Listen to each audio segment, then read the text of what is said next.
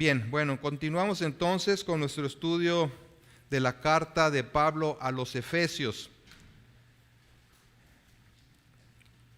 Efesios capítulo 6, y hoy iniciaremos una serie de unas 3 o 4 prédicas centradas en los versículos 10 al 20.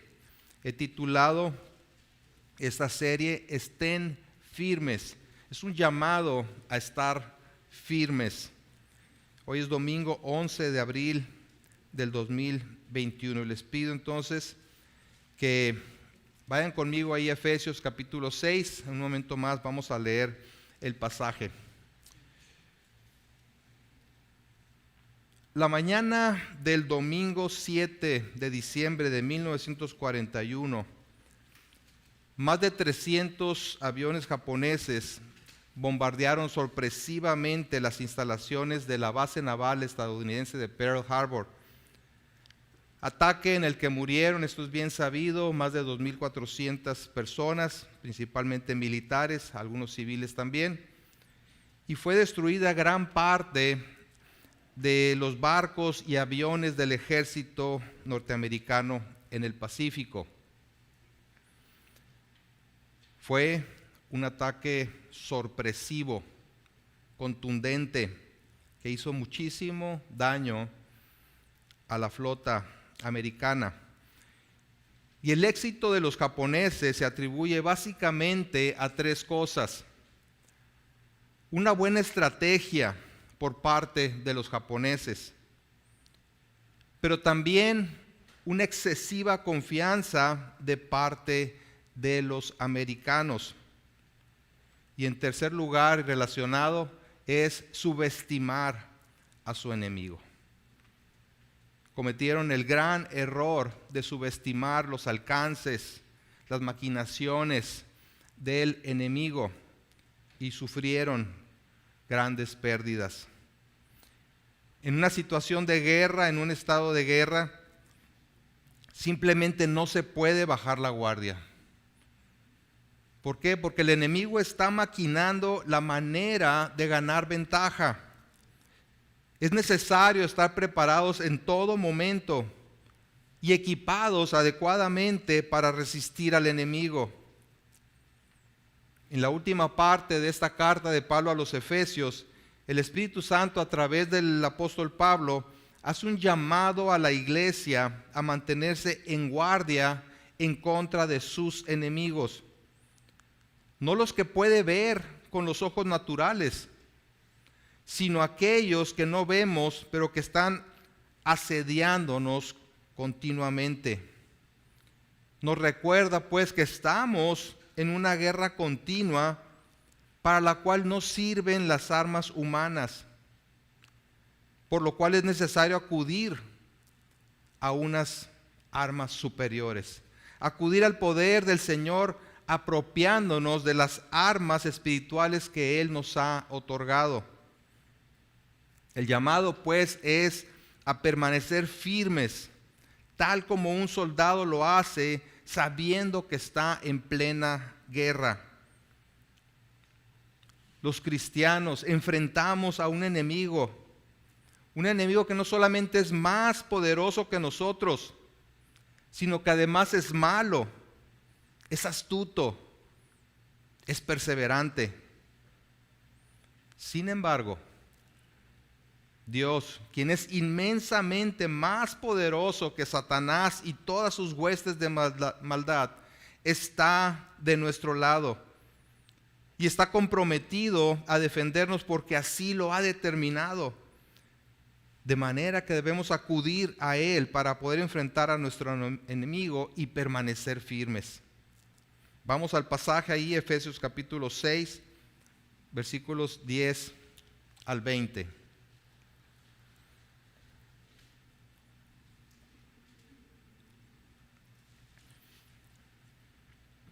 Dice así: por lo demás, hermanos míos, fortaleceos en el Señor y en el poder de su fuerza. Vestidos de toda la armadura de Dios para que podáis estar firmes contra las acechanzas del diablo. Porque no tenemos lucha contra sangre y carne, sino contra principados, contra potestades, contra los gobernadores de las tinieblas de este siglo, contra huestes espirituales de maldad en las regiones celestes. Por tanto, tomad toda la armadura de Dios para que podáis resistir en el día malo y habiendo acabado todo, estar firmes. Estad pues firmes, ceñidos vuestros lomos con la verdad y vestidos con la coraza de justicia y calzados los pies con el apresto del evangelio de la paz. Sobre todo tomad el escudo de la fe con que podáis apagar todos los dardos de fuego del maligno. Y tomad el yelmo de la salvación y la espada del Espíritu, que es la palabra de Dios, orando en todo tiempo, con toda oración y súplica en el Espíritu, y velando en ello con toda perseverancia y súplica por todos los santos. Y por mí, a fin de que al abrir mi boca me sea dada palabra para dar a conocer con denuedo el misterio del Evangelio, por el cual soy embajador en cadenas, que con denuedo hable de él como debo hablar. Si observan, el énfasis es en permanecer firmes en la lucha que enfrentamos. 3 veces en el espacio de 4 versículos hace referencia a estar firmes y una vez a resistir, que en el original es la misma raíz que estar firmes. Y para lograr esto es necesario reconocer, por un lado, que estamos en una guerra, y por otro, que es una guerra contra fuerzas espirituales de maldad que nos superan rotundamente. Estamos, lo queramos o no, lo reconozcamos o no, en una lucha para la cual no tenemos la capacidad para enfrentar al enemigo de Dios por nosotros mismos, por lo cual es necesario, dice aquí el Espíritu Santo, fortalecernos en el gran poder de Dios, vistiendo la armadura que nos ha provisto para la batalla. Así que veremos la realidad de la lucha que el cristiano enfrenta día con día y la manera en la que debe enfrentarla para permanecer firme. Es una sección de la Biblia que se ha prestado para muchas especulaciones y donde se han derivado diversas doctrinas de la llamada guerra espiritual. Pero tal como veremos, el mensaje es muy claro y sin duda alguna útil para todo cristiano que en realidad quiera depender del Señor para vivir una vida cristiana victoriosa. Un teólogo dijo lo siguiente: el tema de este tratado es serio. La guerra entre el creyente y Satanás. Una guerra tan sangrienta que la guerra más cruel entre hombres es como un deporte infantil en comparación. Nos asustamos, ¿verdad?, de las guerras mundiales y razón hay para ello. Pero dice él, esas guerras aquí humanas parecerían ser un juego, un deporte infantil en comparación. Se trata de una guerra espiritual, no de una guerra que quedó en la historia, sino de una que es actual y que te incumbe a ti y a mí. Como ven, este es un llamado a estar en guardia constante. ¿Por qué? Porque tenemos un enemigo que nos acecha. Un enemigo que, como dije, es malo, es poderoso, es astuto, es incansable. Pero contra quien luchamos, no por la victoria, sino desde la victoria. Una lucha en la que el Espíritu de Dios nos capacita para apropiarnos de la victoria que Cristo ha ganado. Veremos esta sección en 3 partes.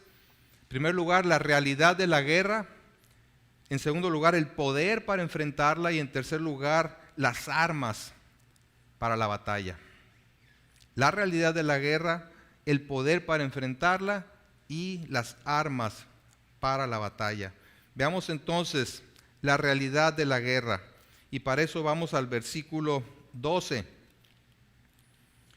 Porque no tenemos lucha contra sangre y carne, sino contra principados, contra potestades, contra los gobernadores de las tinieblas de este siglo, contra huestes espirituales de maldad en las regiones celestes. Parafraseando un poquito el versículo, podemos decir, porque tenemos una lucha.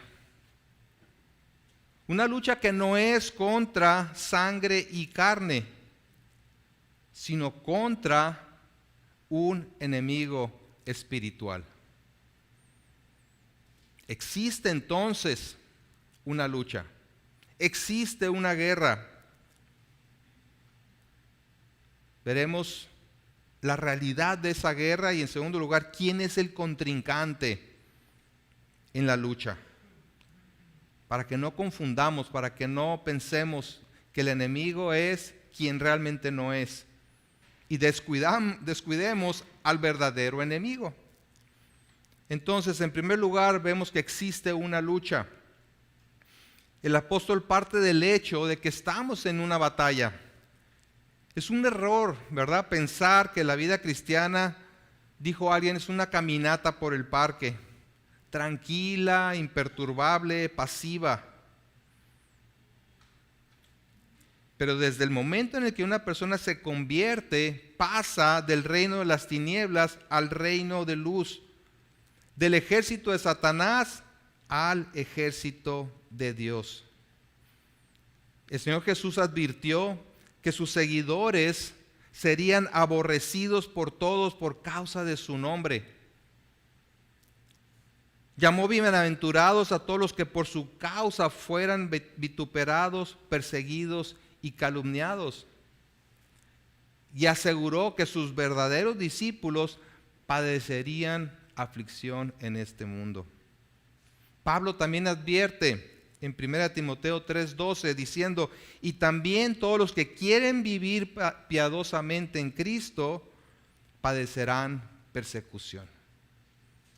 Claro, lo contrario también aplica. Si no vives piadosamente en Cristo Jesús, pues el enemigo ni sus ojos ponen en ti. ¿Por qué? Porque ya te tiene bien agarrado, ¿no?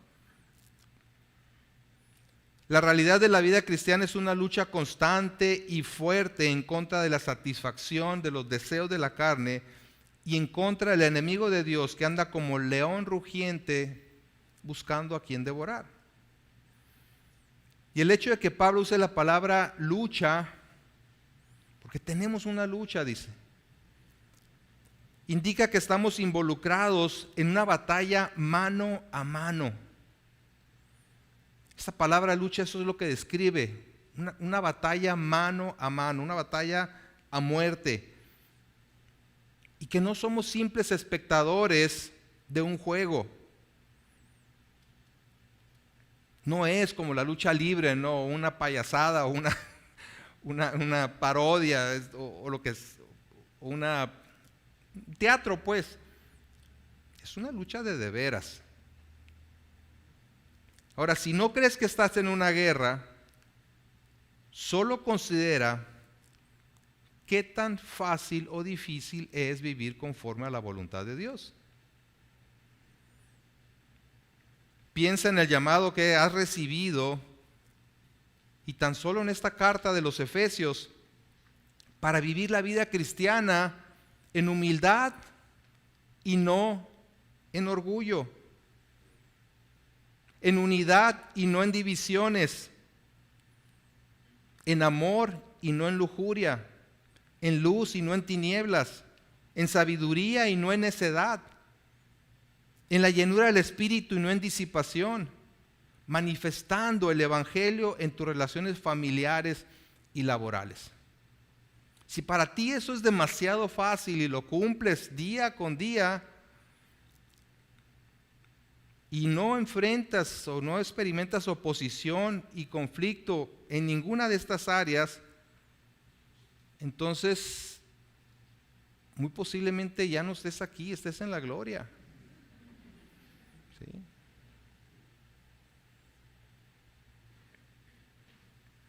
Es necesario tener conciencia de que la guerra que enfrentamos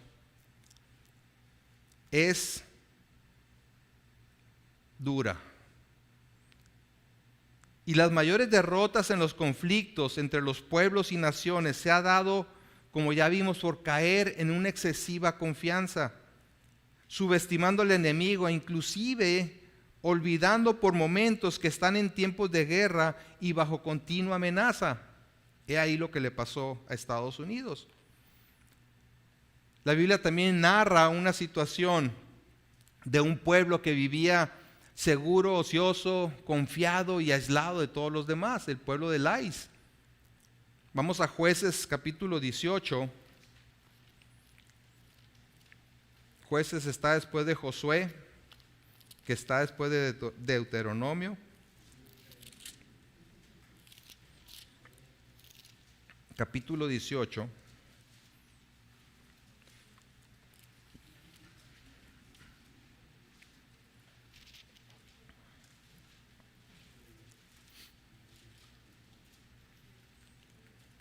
Versículo 7, Jueces 18:7. Dice, entonces aquellos 5 hombres, eran 5 hombres de la tribu de Dan, salieron y vinieron a Lais, y vieron que el pueblo que habitaba en ella estaba seguro, ocioso y confiado, conforme a la costumbre de los de Sidón, sin que nadie en aquella región les perturbase en cosa alguna, ni había quien poseyese el reino. Y estaban lejos de los sidonios y no tenían negocios con nadie, es decir, vivían en su mundito, ¿verdad? Más adelante en el versículo 10 dice, cuando vayáis llegaréis a un pueblo confiado y a una tierra muy espaciosa, pues Dios la ha entregado en vuestras manos, lugar donde no hay falta de cosa alguna que haya en la tierra. O sea, tenían tanta abundancia, vivían tan a gusto que ni en cuenta, ¿verdad?, que tuvieran enemigos a su alrededor. Todo soldado está llamado a una vida de servicio activo. Igual el creyente. Y esto significa, por lo tanto, no estar ni ocioso, sino más bien estar preparado en todo momento para la batalla. Estar alerta, velando en todo tiempo, pues no sabe en qué momento el enemigo atacará y no lo debe tomar por sorpresa. Como cristianos tenemos un enemigo muy malo que está empeñado en destruirnos, que como dije y dice la Escritura, anda como león rugiente buscando a quien devorar. Tiene hambre, tiene sed de venganza, odia a Jesucristo y a todos los que son de Él. Entonces debemos estar ciertos de que estamos en una lucha, que existe una guerra. Y en segundo lugar, debemos conocer quién es el enemigo. Para enfrentar al enemigo no solamente es necesario saber que existe, que por ahí anda, sino además es fundamental conocerlo. Las armas con las que cuenta, sus estrategias, sus puntos fuertes y sus debilidades. Un buen conocimiento del enemigo y un respeto saludable hacia sus poderes constituyen un paso preliminar necesario para la victoria en la guerra. Jesucristo dijo, advirtió en Lucas 14:31 diciendo, ¿o qué rey al marchar a la guerra contra otro rey no se sienta primero y considera si puede hacer frente con 10,000 al que viene contra él con 20,000? Pues calcula, ¿verdad? Oye, yo tengo un ejército de tal tamaño, tengo tal armamento y el enemigo es doblemente grande que el mío y tiene más armamento. Pues dice, y si no puede, cuando el otro está todavía lejos, le envía una embajada y le pide condiciones de paz. Claro, en nuestra guerra contra Satanás, esto no se vale. porque Él no respetará ningún tratado de paz. Es algo que tenemos que saber. Entonces no debemos subestimar a nuestro enemigo espiritual. Si lo hacemos, no veremos la necesidad de estar preparados para sus ataques. No veremos la necesidad de conocer sus estrategias de guerra y por lo tanto seremos presa fácil al no estar preparados y acudir a la batalla desarmados o con las armas equivocadas, sin más recursos que nuestra fuerza, que por cierto es nada comparada con la fuerza de los demonios, Satanás y sus demonios, y seremos vencidos con suma facilidad. Así que Pablo, incluyéndose ahora a sí mismo, aclara quién en realidad es nuestro enemigo.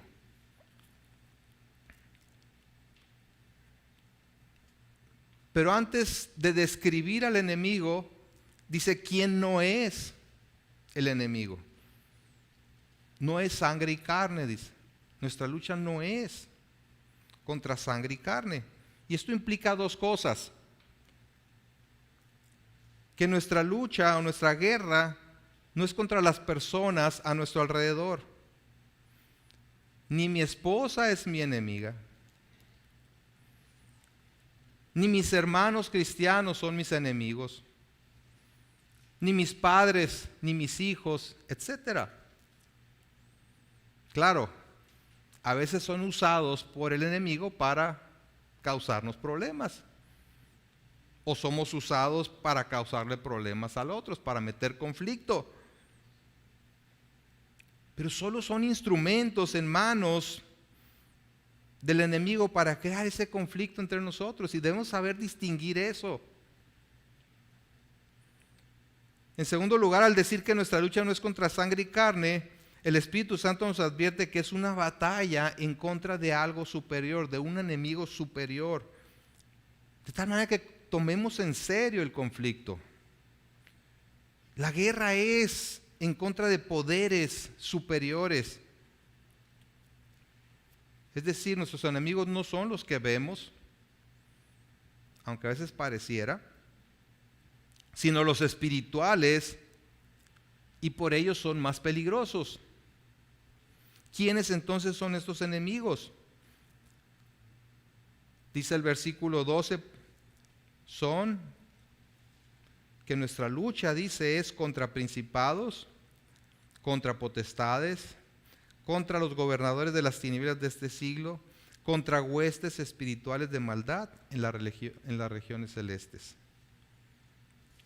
Es decir, nuestra lucha es contra las fuerzas de maldad que están bajo el mando del poderoso príncipe de este mundo, el diablo.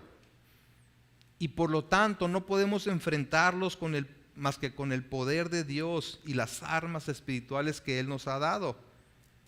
En 2 Corintios 10:4 dice, porque las armas de nuestra milicia no son carnales, sino poderosas en Dios para destrucción de fortalezas. Vamos a ver algunas características del enemigo. En primer lugar, menciona 4 grupos de enemigos usando la palabra contra antes de cada uno. Contra principados, contra potestades, contra gobernadores, contra huestes espirituales. Son 4 categorías de seres demoníacos que indican una gran organización del ejército enemigo. ¿Quiénes son cada categoría? Es difícil decirlo. La Biblia no nos da esa información. Lo que vemos en la Biblia es que Satanás es real. Satanás existe como príncipe o líder principal, y de ahí en adelante ángeles caídos o demonios con diferentes funciones y capacidades. El punto aquí es que Satanás no es un enemigo solitario, no es todopoderoso, no es omnisciente como Dios, pero cuenta con un equipo, un ejército, ¿verdad?, innumerable de demonios, y por lo tanto no debemos subestimarlo. Al decir que estamos en una lucha contra principados, se refiere a aquel que tiene la primacía. Potestades es el que ejerce el control, o los que ejercen el control. Gobernadores de las tinieblas de este siglo, o poderes de este mundo de tinieblas, se entiende que son demonios que se han infiltrado en la estructura política del mundo y desde ahí controlan el mundo, haciendo avanzar la agenda diabólica. Recuerden que Satanás es llamado el príncipe de este mundo. Así que, y bajo la autoridad permisiva de Dios, dirige a los gobiernos y los designios de este mundo. Se le ha dado esa autoridad. Y en cuarto lugar están los huestes espirituales de maldad. Es decir, fuerzas espirituales que son malas. Describe la esencia maligna de las fuerzas espirituales que operan en un mundo suprahumano. Por eso es que no podemos combatirlos con nuestras armas naturales, carnales. Nuevamente, lo que aquí resalta es que nuestros enemigos son poderosos, pero también son malos y son seres espirituales y que están más allá de nuestra capacidad para enfrentarlos. No podemos hacerlo en nuestras fuerzas, solamente en el poder del Señor a través de los recursos espirituales que Él nos ha dado. Un comentarista, John Stott, dice: si esperamos vencerlos, necesitaremos tener en mente que no tienen principios morales, ni códigos de honor, ni sentimientos elevados. No reconocen un tratado como el Tratado de Ginebra para restringir parcialmente las armas de combate. Son sumamente inescrupulosos y despiadados en la persecución de sus designios maliciosos. Nos da una idea, ¿verdad?, de contra quién estamos luchando. ¿Sí? Entonces debemos conocer al enemigo y conocerlo en base a lo que la Biblia nos dice acerca del enemigo. Pero también debemos conocer sus estrategias. El versículo 11 de Efesios 6 dice: para que podáis estar firmes contra las acechanzas del diablo. Aquí sí lo menciona por nombre, el diablo. Y acechanzas significa métodos, estratagemas, las artimañas.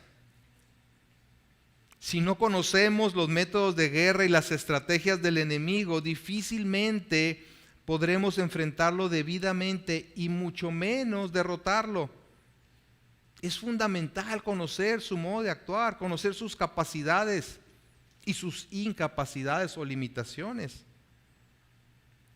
En 2 Corintios 2:11 dice: para que Satanás no gane ventaja alguna sobre nosotros, pues no ignoramos sus maquinaciones. ¿Cómo logramos que no gane ventaja sobre nosotros? No ignorando su forma de actuar, sus estrategias. Ustedes saben que en las guerras no solamente cuenta quién tiene el mejor armamento, puede tener el mejor armamento, pero si no tiene inteligencia militar y no toma decisiones sabias, puede perder fácilmente la guerra.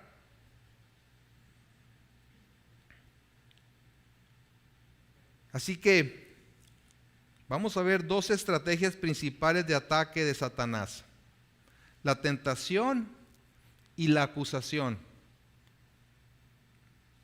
Es necesario entonces conocer al enemigo, conocer sus estrategias, y usa dos estrategias principalmente: la tentación y la acusación. En cuanto a la tentación, sabemos que es un maestro manipulador que sabe cuándo, cómo y a quién usa para tentarnos. ¿Cuándo tentarnos? ¿Cómo tentarnos? ¿Y qué instrumentos usa o de quién se vale para tentarnos? Y si no se detuvo para tentar al Señor Jesucristo ahí en el desierto, ¿crees que no hará todo lo posible por poner delante de ti distintas tentaciones? Veamos el cuándo. Él escoge el momento apropiado para lanzar la tentación. Puede ser cuando estemos distraídos por los cuidados o placeres de esta vida. Por eso los llamados a estar firmes, ¿verdad? Pero si nos distraemos, como se distrajo el ejército americano ese domingo en la mañana, y que sufrió tan terrible ataque, pues igual nos va a ir a nosotros. La Biblia nos llama a velar en todo tiempo, tal como lo hace, debe hacerlo un ejército. O también en periodos de aflicción. Son momentos que el enemigo usa para tentarnos. ¿Por qué? Porque queremos salir de la aflicción. Esa es nuestra tendencia natural, ¿verdad? A querer salir rápido de una aflicción. Y en ese querer salir rápido, podemos caer en tentación. Por ejemplo, si estás atravesando por una crisis económica y se te presenta la posibilidad de hacer un negocito chueco, robarte dinero, apropiarte de algo que no es tuyo, pues ahí está la tentación de Satanás para que lo hagas. Y lo justifiques diciendo, pues es que estaba en suma necesidad. ¿Verdad? Y así como esas, muchísimas otras posibilidades de ser tentados cuando estamos pasando por una aflicción, una enfermedad o distintas cosas, ¿no? Pero también en el servicio a Dios podemos ser tentados. Y entre más notable sea tu servicio a Dios, mayor será la probabilidad de que Satanás esté maquinando una forma de hacerte tropezar. Yo por eso no me involucro mucho en la iglesia, porque luego vienen ataques bien fuertes, ¿verdad?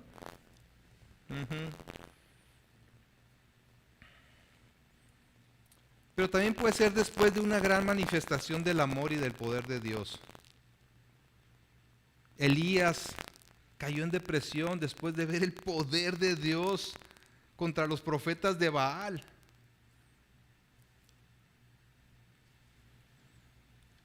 Pero también podemos caer en orgullo al ser beneficiarios de la gracia de Dios, pensando que lo merecemos. Y por eso nos respondió con bendición. Señor, gracias, yo sabía que tú me ibas a bendecir porque yo oré 3 horas ayer. Yo ayudé a una ancianita a cruzar la calle. O lo que sea, ¿verdad? Con lo que queramos presentarnos delante de Dios, pues yo lo merezco. Pero también ante la inminencia de la muerte, sea por una enfermedad o sea por la edad, es una etapa donde Satanás actúa tentando al creyente, despojándolo o poniendo duda de la seguridad de su salvación y haciéndolo creer que no es digno de esa salvación. Por supuesto que nadie es digno de la salvación, de su salvación, ya que solamente por la gracia de Dios en Jesucristo es que podemos obtener la salvación, es que somos justificados y asegurados por la eternidad. Pero si tú has creído en Jesucristo como tu Señor y tu Salvador, arrepintiéndote de tus pecados, reconociendo que no hay otra manera de presentarte justo delante de Dios, debes tener la seguridad de que el día que el Señor te llame a su presencia, vas a ir con Él, no por tus méritos, sino por los méritos precisamente de Jesucristo.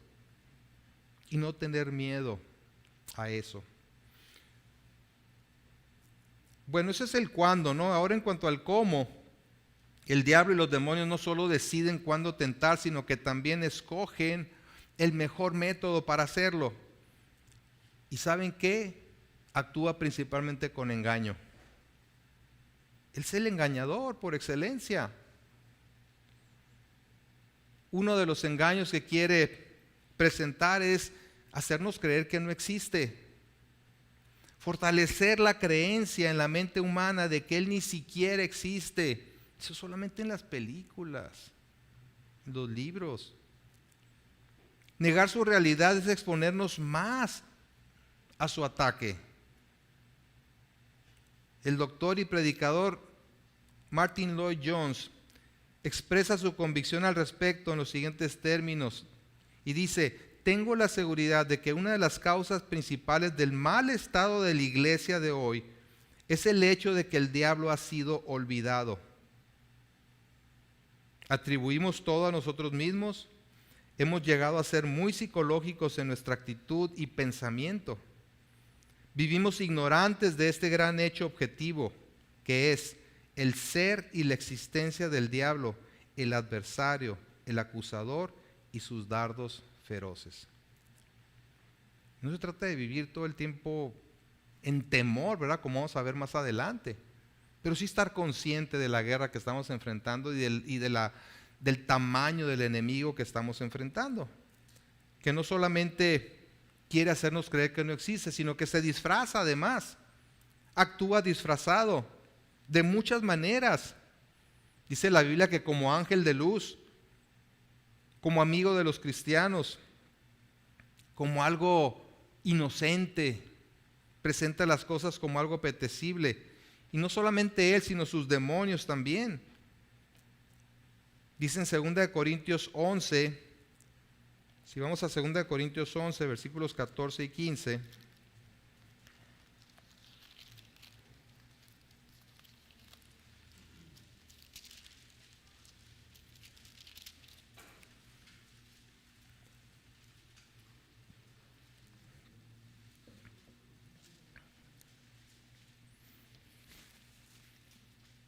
Segunda de Corintios 11, 14 y 15 dice: y no es maravilla porque el mismo Satanás se disfraza como ángel de luz.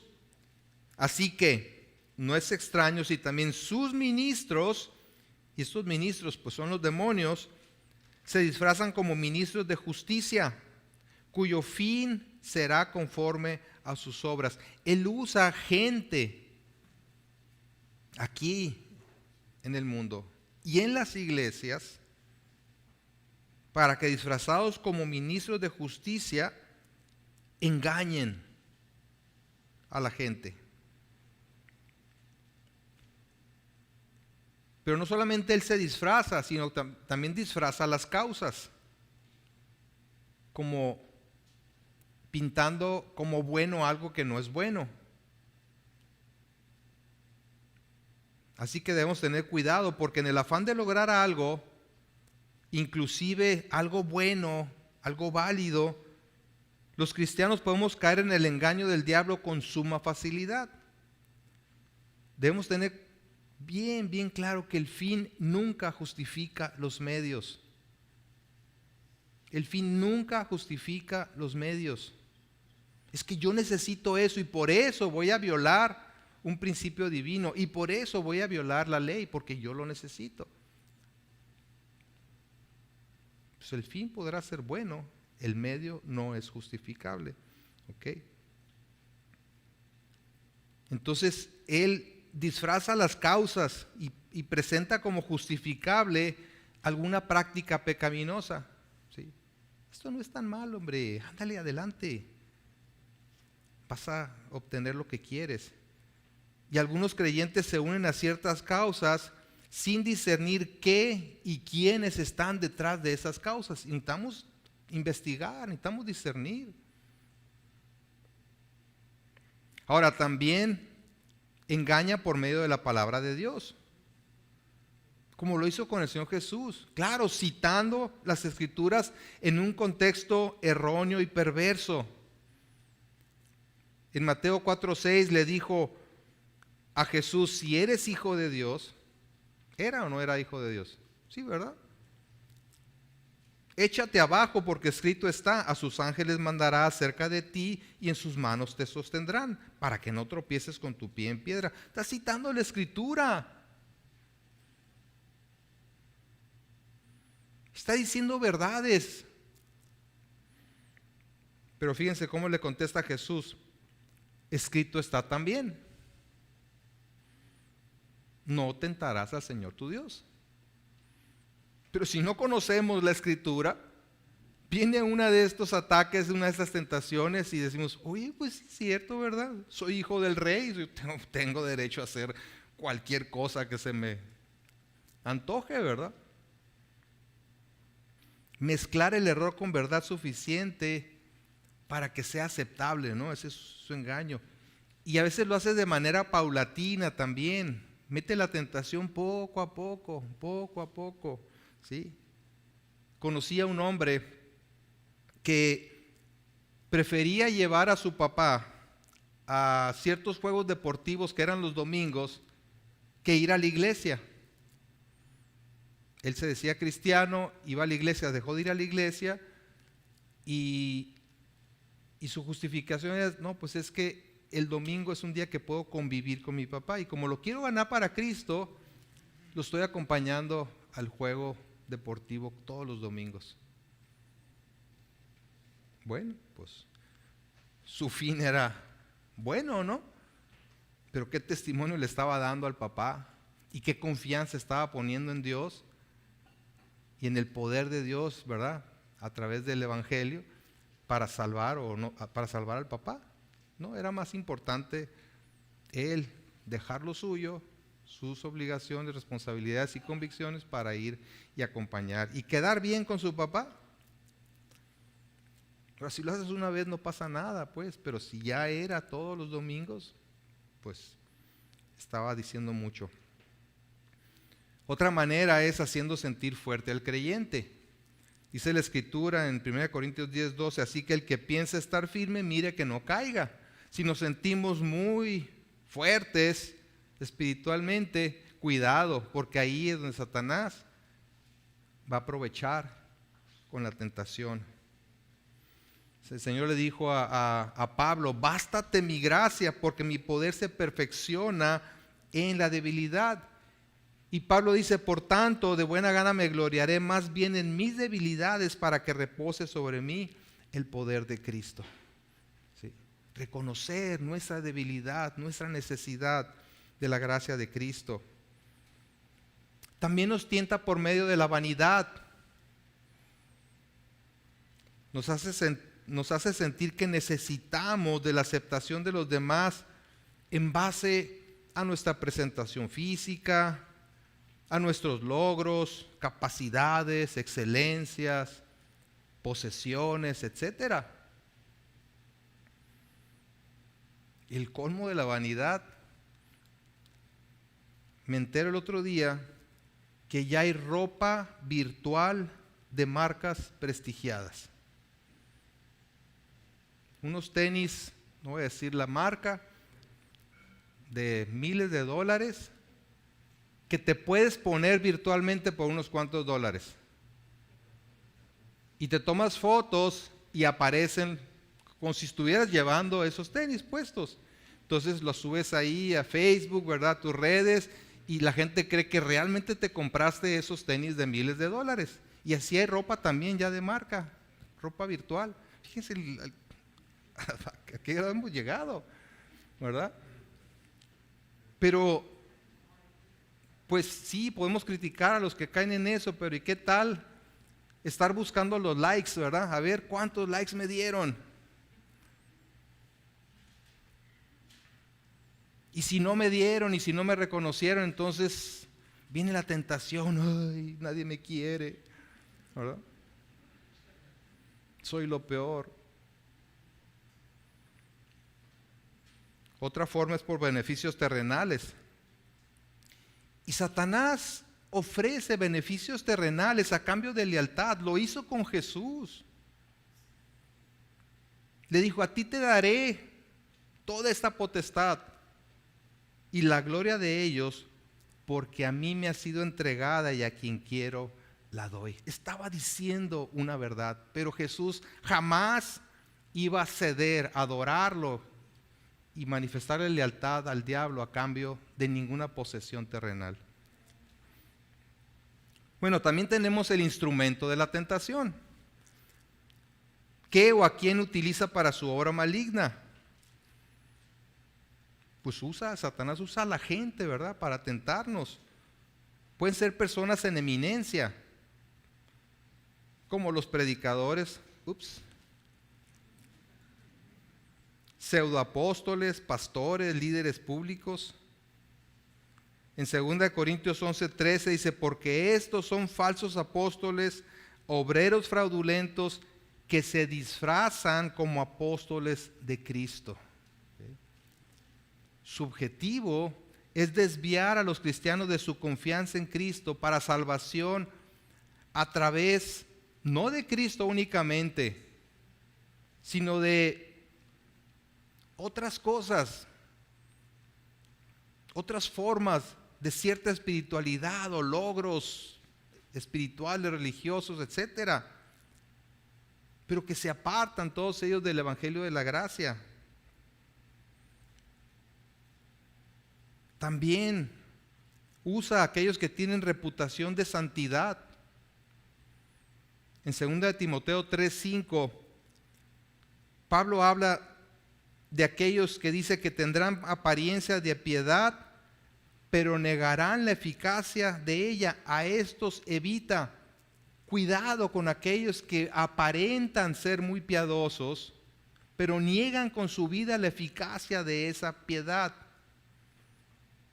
Porque de estos, dice, son los que se meten en las casas y llevan cautivas a las mujercillas cargadas de pecados, arrastradas por diversas concupiscencias. ¿Sí? Digo, de por sí somos risueños y nos hacen cosquillas, pues más fácil, ¿verdad? Ser atraídos por esa gente que tiene cierta reputación de santidad o de conocimiento, ¿verdad? Pero también pueden ser personas cercanas a ti. No que sean el diablo, sino que son instrumentos del diablo para tentarte. ¿Qué hizo la esposa de Job? ¿Qué le dijo? ¿Aún retienes tu integridad? ¿No estás viendo cómo estás? Maldice a Dios y muérete. Su esposa. Pedro ante el Señor. Señor, no, ten compasión de ti, que nada de esto te acontezca. No vayas a morir. ¿Y qué le dijo el Señor? Pedro, quítate de delante de mí, Satanás. Me eres tropiezo, porque no pones la mira en las cosas de Dios, sino en las de los hombres. ¿Sí?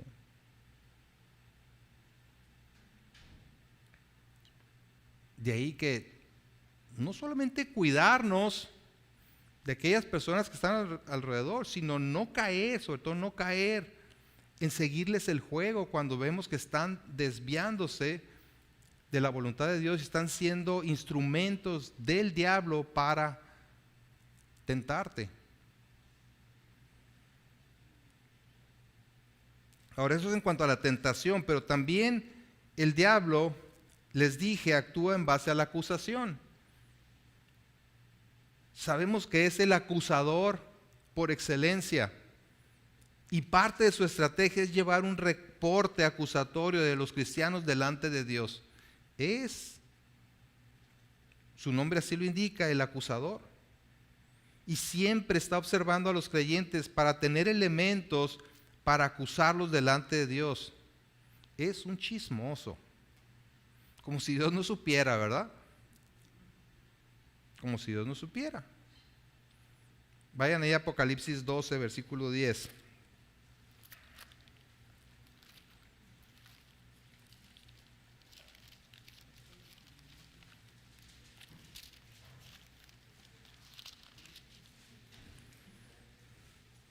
Apocalipsis 12:10 dice, entonces oí una gran voz en el cielo que decía, ahora ha venido la salvación, el poder y el reino de nuestro Dios y la autoridad de su Cristo, porque ha sido lanzado fuera el acusador de nuestros hermanos, el que los acusaba delante de nuestro Dios día y noche.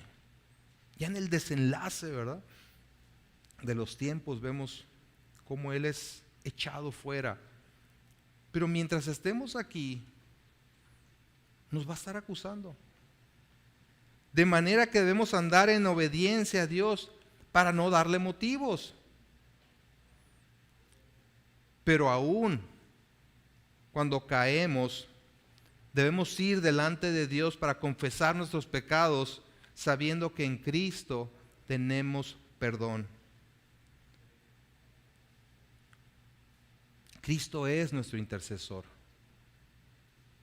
Es decir, se pone entre Dios y nosotros, entre el Padre y nosotros, como quien ha pagado por nuestros pecados.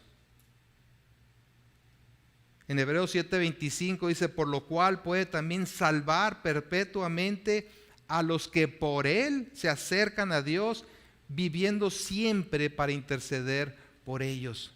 Satanás va con el chisme y le dice, hey, mira lo que está haciendo fulano de tal. Y Dios ve, y si esa persona es cristiana, ve a Cristo en medio y su santidad, de tal manera que la acusación la desecha para efectos de condenación. Ahora, en vista de todo esto, se puede ver muy claro el porqué de la exhortación de Pablo. En el versículo 10 dice, fortalezcanse en el Señor y en el poder de su fuerza. En el 11, vístanse de toda la armadura de Dios. En el 14, tomen la armadura de Dios. ¿Para qué? ¿Para qué? Versículo 11, para que puedan estar firmes contra las acechanzas del diablo. Versículo 13, para que puedan resistir en el día malo y habiendo acabado todo, estar firmes. Aunque a veces no lo percibamos, estamos enfrentando una guerra en todo momento. Una guerra en la cual el adversario no tiene piedad y atacará de todas las maneras posibles. Así que no seamos como los del pueblo de Lais, quienes vivían con una despreocupación peligrosa. Tal como vimos, era un pueblo que vivía seguro en sí mismo, ocioso, confiado y además aislado, que es precisamente lo que el enemigo quiere: aislarnos a los creyentes del resto, de la comunión de la iglesia, porque ahí nos puede afectar de una manera importante. Así que ellos fueron presa fácil de sus invasores, y así nos quiere tener el enemigo. Por lo tanto, debemos estar en todo momento en guardia, estar firmes, estar en guardia, equipados con la armadura espiritual que el Señor nos ha provisto. Ahora insisto, no se trata de vivir atemorizados ni viendo demonios por todos lados, puesto que el enemigo ha sido derrotado. Así que no enfrentamos esta lucha para obtener una victoria definitiva, sino desde la victoria, desde el triunfo de Cristo, apropiarnos de esa victoria y vivir, ahora sí, que para la gloria de Dios. Colosenses 2, vamos a Colosenses 2, 13 y 15, y luego a Romanos 8 y terminamos.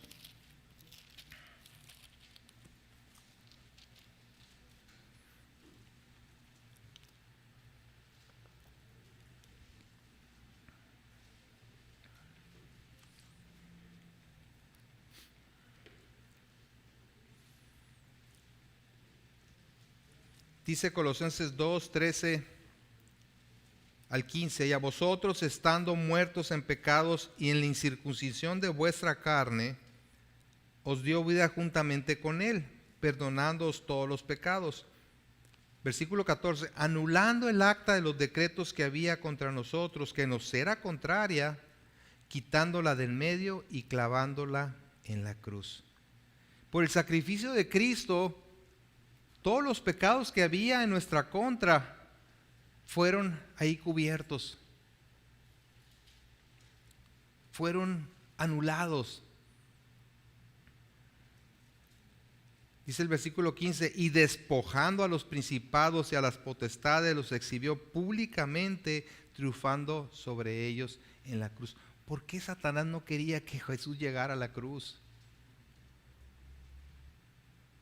Porque sabía que ahí se iba a ejecutar la salvación de los creyentes, ¿verdad? Pero al cumplirse el sacrificio de Cristo, dice que despojó a los principados, a las potestades, de toda acusación que pudiera tener en nuestra contra. Romanos 8,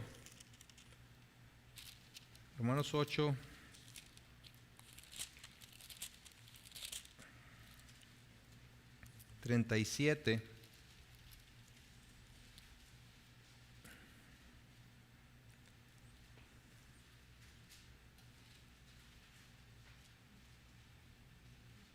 Dice, antes en todas estas cosas somos más que vencedores por medio de aquel que nos amó.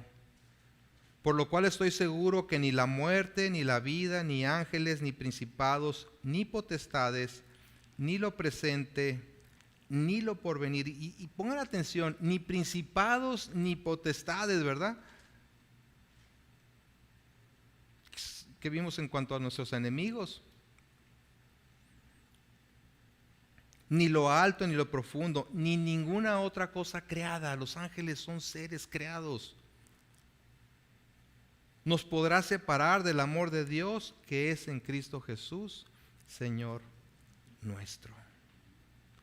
La clave entonces para permanecer firmes es fortalecernos en esta verdad, en el poder del Señor y apropiarnos de los recursos espirituales que nos ha concedido, lo cual veremos la próxima semana. Oremos entonces.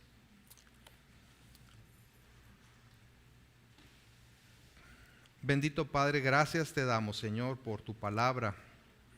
Es a través de ella que nos abres los ojos a una realidad de la lucha que estamos enfrentando, de un enemigo que primeramente es tu enemigo y que es despiadado, que es cruel, que es malo, que es perseverante, pero que gracias a Jesucristo, a su sacrificio,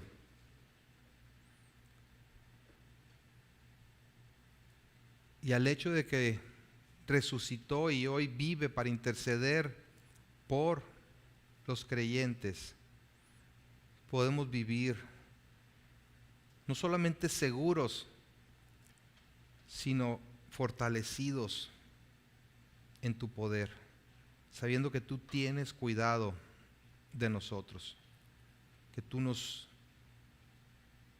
capacitas, Señor, para enfrentar las tentaciones, enfrentar las acusaciones, enfrentar toda maquinación que el enemigo traiga a nuestras vidas. Ayúdanos, Señor, a mantenernos en tu poder, mantenernos en la comunión contigo y los medios de gracia que tú has dispuesto para que podamos enfrentar esta lucha. Como dije, no para la victoria, sino desde la victoria que tú nos has concedido en Cristo, para tu gloria y honra, Señor. Amén.